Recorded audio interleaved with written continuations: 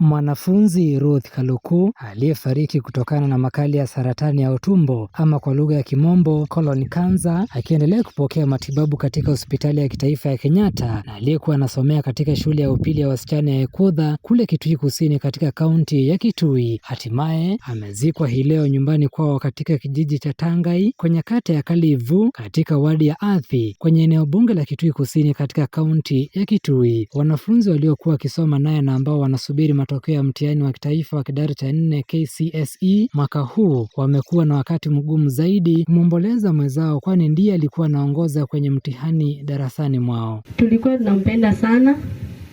She was actually our classmate and alikuwa focused.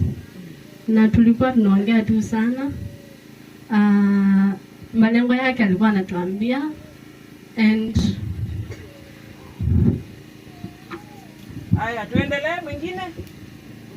Yesu asifiwe. Asifiwe tena. Kwa majina naitwa Yesu. Ruth alikuwa rafiki yangu juu vitu zake zote ni mimi nilikuwa nakaa nazo. Mamake akikuja shule, mimi ananikujia ananiambia nipe hii na hii. Ruth tulipendana sana, tulishare vitu mingi sana. Na ile siku tulikuwa tunaenda nyumbani aliniambia nitabarikiwa, lakini juu Mungu ameona hivi, apumzike vizuri. Hello. Okay, I'm Mercy Koke Msembi. Ruth was my classmate, my desk mate since Form 1 up to Form 4. Ruth alinisaidia sana in some of my weaknesses. Hata akiwa mgonjwa akirudi bado alikuwa ananisaidia. But God saw it to be. Rest in peace, Ruth.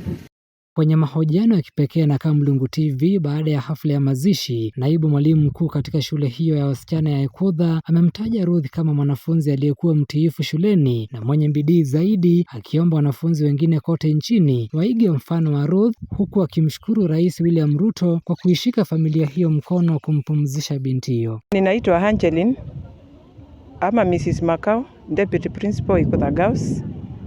Siku ya leo tulikuwa tunamzika mwanafunzi wetu aliyemaliza shule KCSE mwaka huu, na alikuwa msichana mzuri kwa masomo.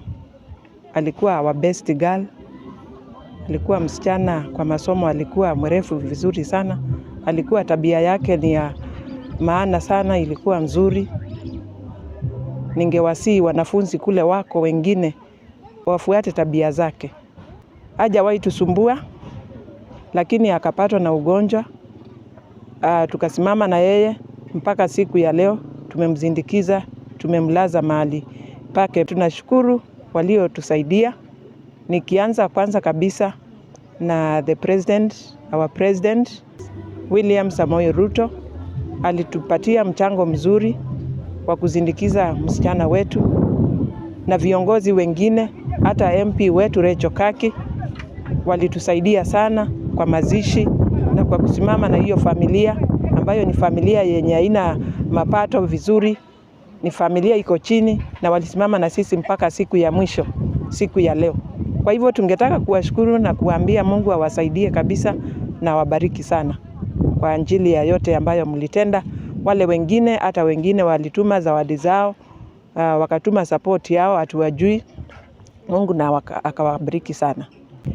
Msichana aliugua kuanza mwanzo wa mwaka huu, term 1, akapatikana ako na colon cancer, akatibiwa.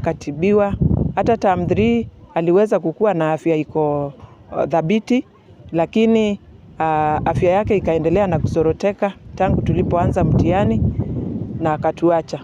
Mamake msichana huyo kwa jina Damaris Kaluku ameelezea Kamlungu TV kwamba japo Ruth ndiye alikuwa msichana wake wa kipekee, tayari ashakubali matokeo ya Mungu, huku akimimina sifa sufufu kwa Rais William Ruto kwa kumwomboleza bintiye kwa shilingi 200,000 kati ya viongozi wengine. Kwa majina naitwa Damaris Kaluku. Ni mimi mamake Ruth. Mazishi ya Ruth ilikuwa leo. Nachukua nafasi hii nimshukuru Rais wetu Ruto kwa kunishika mkono kumzisha mtoto. Namshukuru mbunge wangu Rachel Kaki, Aileen Kasaru na wale wengine. wanisaidia. Ruth alikuwa msichana wangu pekee na ninakubali mambo ya Mungu.